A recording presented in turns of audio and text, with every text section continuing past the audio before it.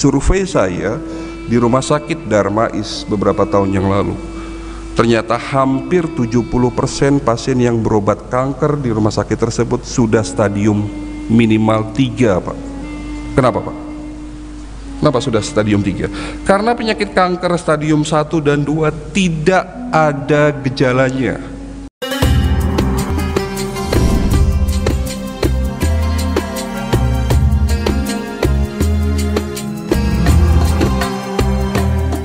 Di saat alarm asam urat kita muncul, kita minumnya piroxicam, allopurinol. Sekali lagi, saya tidak melarang Bapak Ibu meminum obat tersebut. Tapi yang terjadi, jawaban ketiga, kenapa penyakit kronis sulit disembuhkan? Ketahuannya sudah terlanjur parah. Ini yang terjadi. Survei saya di Rumah Sakit Darmais beberapa tahun yang lalu, ternyata hampir 70% pasien yang berobat kanker di rumah sakit tersebut sudah stadium minimal 3, Pak. Kenapa, Pak? Kenapa sudah stadium 3? Karena penyakit kanker stadium 1 dan 2 tidak ada gejalanya, tidak ada sinyalnya, alarmnya rusak. Karena seringnya kita minum obat-obat analgesik dan antipiretik. Bergeser ke rumah sakit sebelahnya Darmais. Rumah sakit apa tuh? Harapan Kita. Rumah sakit khusus penderita jantung. Dan ternyata 70% penderita jantung di sana sudah dipastikan itu sudah harus pasang ring, Pak. Bapak di sini ada yang sudah pasang ring? Mudah-mudahan sehat. Mudah-mudahan ya, Pak. Oke, saya ada satu cerita dan ini menjadi pesan terakhir ya, di mana 1 bulan sebelum Ramadan tahun 2018 saya mengisi manasik kesehatan seperti ini di salah satu majelis taklim ibu-ibu ya di Kelapa II Depok. Yang hadir cukup ramai seperti ini, lebih dari 100 orang.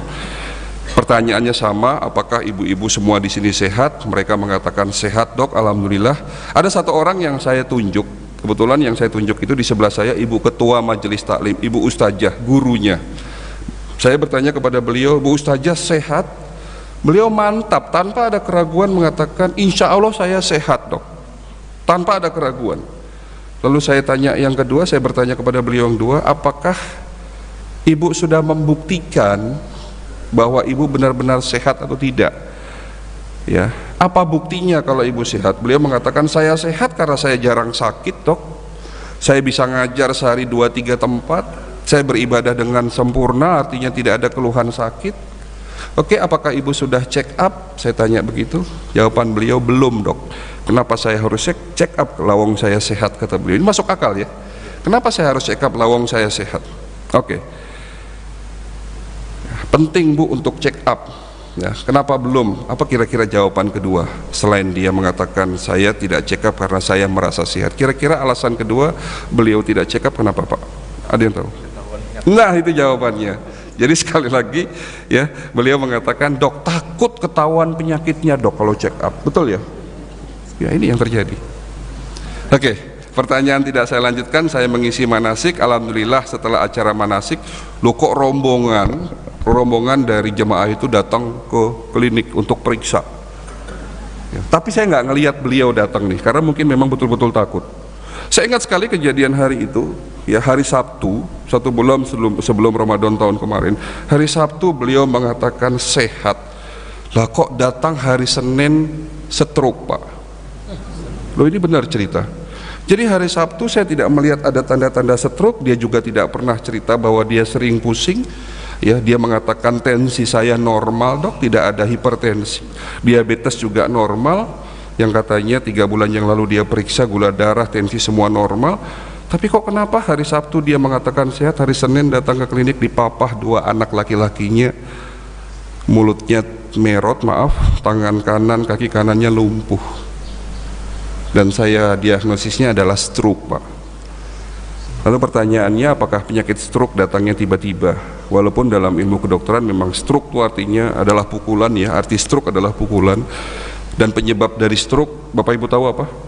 Penyebab stroke? Penyumbatan pembuluh darah di otak yang menyebabkan kerusakan saraf otak tentunya.